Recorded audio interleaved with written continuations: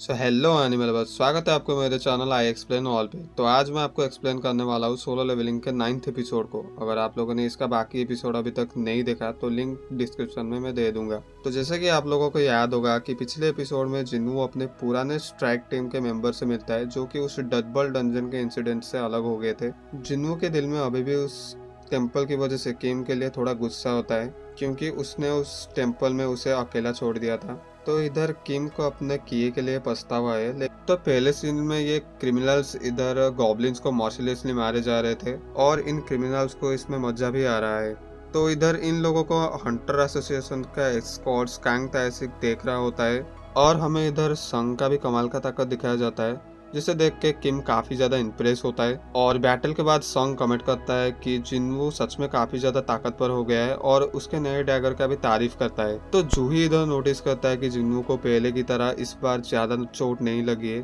तो जूही इधर होप करती है कि उन्हें उसकी हीलिंग एबिलिटी की जरूरत ना पड़े, पर जिन्वू इधर उसे रीअश्योर करता है कि उन्हें बाद में उसकी एबिलिटी की जरूरत हो सकती है। तो मिस्टर सॉन्ग को इधर लगता है कि जिन्नू में काफी ज्यादा डीप चेंजेस आया हुआ है, जो कि सिर्फ फिजिकली नहीं बल्कि उसके ऑरा में भी ये सब दिख रहा है। जूही इधर पूछती है कि क्या उसने यहाँ मार्शल आर्ट शुरू कर दिया है, लेकिन जिन्नू अपने ट्रू एबिलिटी को छुपाते हुए बोलता है कि ये सब उसके डेली एक्सरसाइज का नतीजा है। तो कांग यहाँ पे ग्रुप को आगे बढ़ने के लिए कहता है। एक डंजन फोर्ट के पास जहाँ 3 रास्ते होते हैं, ताइसिक सजेस्ट करता है कि ग्रुप स्प्लिट हो जाए ताकि ये काम जल्दी सरे। और यहाँ पे टीम आखिरी कर लेती है और अपने हाई प्रेसिशन का यूज करके जिन्नू बॉस की लोकेशन आइडेंटिफाई कर देता है और संग और जूही के साथ लेफ्ट रास्ते पे चलता है। ताइसिक अपने प्रिजनर के साथ राइट पाथ लेता है और किम और कांग मिडिल पाथ पर चले जाते हैं। जाने से पहले ताइसिक जिन्नू की तरफ एक क्यूरियस नजर डालता है और उसे नोटिस कर। तो किम और कांग अपने रास्ते पर जो भी गॉब्लिन्स आ रहे थे उन्हें आराम से खत्म करते हैं और किम लास्ट गॉब्लिन को एक झटके में उड़ा देता है।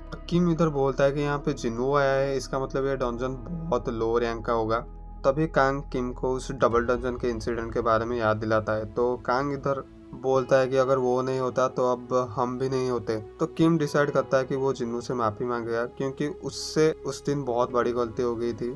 तो कांग इधर बोलता है कि क्या उन्हें जिन्नू माफ करेगा, लेकिन किम डिसाइड करता है कि माफी मांगना जरूरी है चाहे कुछ भी हो। यहाँ पे क्रिमिनल्स भी अपने रास्ते पर जो गॉब्लिन आ रहे थे उन्हें रूथलेसली मारते रहे और एक एक को खत्म करते हैं। और ताइसिक कैजुअली इनको ऑब्जर्व करता है, अपने हाथ पॉकेट में डाले हुए। तभी उसके पास एक सर आके पड़ता है। तो ताइसिक उन्हें प्रोवोकेटली पूछता है कि क्या वो इंसानों को भी ऐसे मार सकते हैं जैसे वो इधर गॉब्लिन को मार रहे हैं। तो वो एग्री करते हैं कि सब एक जैसे ही होता है। तो इधर ताइसिक याद करता है कि जो लास्ट एपिसोड में हमने देखा था एक फ्लैशबैक, जो कि एक डीमली लाइट रूम में 2 बंदे होते हैं। इनमें से एक तो ताइसिक होता है और एक अलग बंदा होता है जिसकी अभी अभी बेटी की डेथ हुई होती है।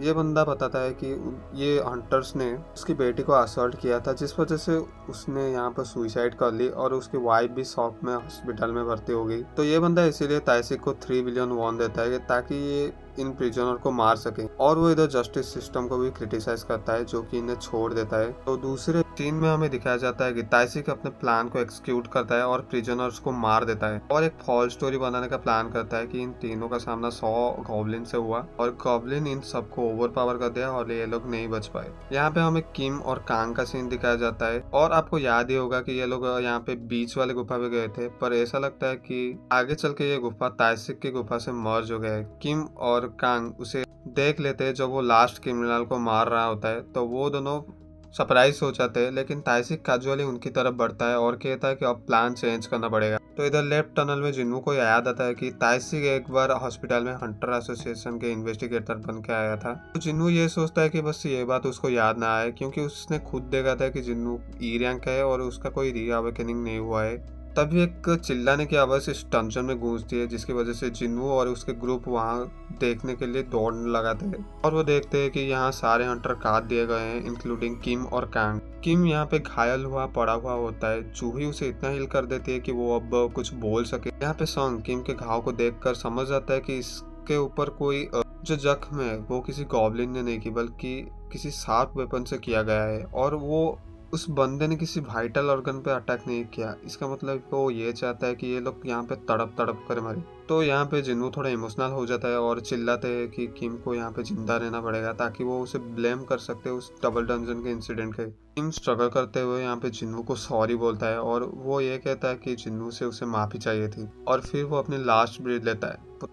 ताइसिक शैडो से जूही पर अटैक करता है, लेकिन उसका अटैक को जिन्नू मिड एयर पर पकड़ लेता है। मिस्टर संग यहाँ पे पूछते हैं, तुम तो हंटर एसोसिएशन से हो, तो तुमने ये लोगों को क्यों मारा? ताइसिक बताता है कि वो इन सबको मार कर ब्लेम प्रिजनर पर डाल देगा। तो यहाँ पे जिन्नू आगे बढ़ता है इस बंदे से लड़ने के लिए, लेकिन संग जिन्नू को साइड रहने के लिए कहता है और किम की तलवार उठाकर फाइट करता है, और वो जूही को उसे रीएनहांस करने के लिए बोलता है। पर इधर जो ताइसिक होता है वो बी रैंक का होता है और संग इधर सी रैंक का होता है, तो एनहांस होने के बाद भी उसे थोड़ी मुश्किल तो हो सकती है। तो संग ताइसिक पे पहले अटैक करता है, पर ताइसिक असैसिन टाइप के हंटर होने की वजह से वो इसे इजीली डॉज कर लेता है। तो बी रैंक का ताइसिक फास्ट और अजाइल होता है। वो संग की स्वॉर्ड स्किल के तारीफ करता है और ताइसिक उसे बार बार अपने तलवार से हिट करता है और जूही उसे हील करती रहती है, लेकिन इस वजह से ताइसिक के राडर पर आ जाती है। ताइसिक अपने डायरेक्शन चेंज करता है और जूही की तरफ बढ़ता है, लेकिन संग उसे रोक लेता है। ताइसिक फिर संग पर बार बार अटैक करता है और जूही इतनी अपसेट हो जाती है कि वो अब हील नहीं कर पाती। जब ताइसिक संग पर फाइनल ब्लो देने वाला ही होता है तो संग एक ट्रैप सेट करता है और अपनी फायर मैजिक से उसे जलाने का कोशिश करता है। ताइसिक थोड़ा शॉक होता है, लेकिन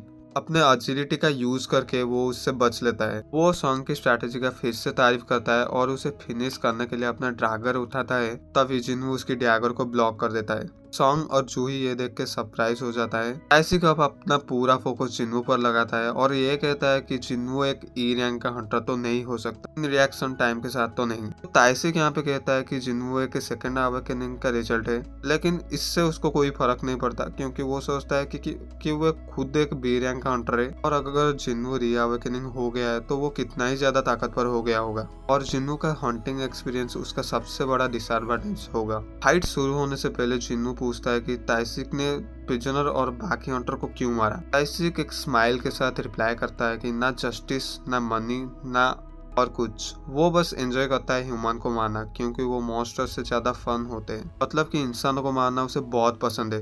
तो अब ताइसिक एक चीख के साथ अटैक शुरू करता है, तो जिन्नू अपना स्पीड बफ एक्टिवेट करता है और अपनी पॉइजन ब्लेड से ताइसिक का गाल काट देता है। दोनों का स्पीड बिल्कुल मैच हो जाती है और जिन्नू को सिस्टम से मैसेज आता है कि एक एनिमी है जिसको तुम्हें डिफीट करना होगा। पर तब ताइसिक वैनिश हो जाता है, पता नहीं कहाँ, क्योंकि उसकी एक सीक्रेट स्टील्थ एबिलिटी है जो सिर्फ कुछ हाई रैंक असैसिन को पता है। जिन्नू बेयरली उसके अटैक को ब्लॉक कर पाता है और ताइसिक उसका एंकल स्लाइस कर लेता है।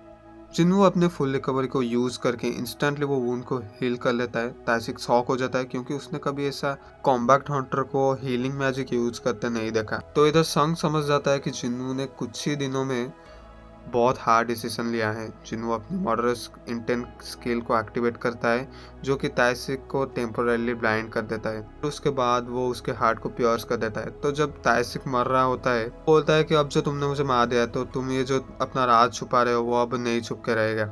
जिन्नू से रिवील करता है कि क्या हो अगर वो हर बैटल के साथ स्ट्रॉन्गर होता जाता है। ताइसिक उसे वार्निंग देता है कि डार्कनेस उसका पीछा करेगी। वो मर जाता है और सिस्टम जिन्नू को स्टील स्केल रिवार्ड देता है। जिन्नू यहाँ पे यही सोचता है कि वो पहले से काफी ज्यादा ताकतवर हो चुका है, पर एक बात तो है, इतना ज्यादा वो ताकतवर हो रहा है और उतना ही वो खुद को खो रहा है। जूही और संग डंजन से बाहर चले जाते हैं। जिन्नू बॉस को फिनिश करता है। इन्वेस्टिगेटर जिनचुल डंजन पहुंचता है और खुद को ब्लेम करता है कि वो अपने सबऑर्डिनेट ताइसिक के असली नेचर को नहीं देख पाया। जिन्नू को याद करता है और सोचता है कि वो उसे हॉस्पिटल में मिला था। उससे पूछता है कि ताइसिक को कौन हरा पाए। जिन्नू अपने सीक्रेट को रिवील करने के लिए रेडी होता है, लेकिन संग आगे बढ़कर रेस्पॉन्सिबिलिटी ले लेता है। संग के सी रैंक और जूही के बी रैंक होने के कॉम्बिनेशन को देखकर वो उनके एक्सप्लेनेशन को एक्सेप्ट कर लेता है। जिन्नू इन्वेस्टिगेटर जिनचुल पर बड़ी नजर रखता है, जो कि एक ए रैंक का हंटर होता है। संग जिन्नू की तरफ से स्माइल करता है और कहता है कि उसने एक बार उसे बचाने का फेवर रिटर्न किया है। तो जिन्नू भी उसे देखकर स्माइल कर देता है। जो आदमी ताइसिक को हायर करता है वो 3 घंटे के बाद खुद को पुलिस के हवाले कर देता है, और इंसिडेंट के वर्कआउट होने जाने के बाद जूही और जिन्नू एक पार्क में रिलैक्स करते हैं। जूही अपने बैग से एक एसेंशियल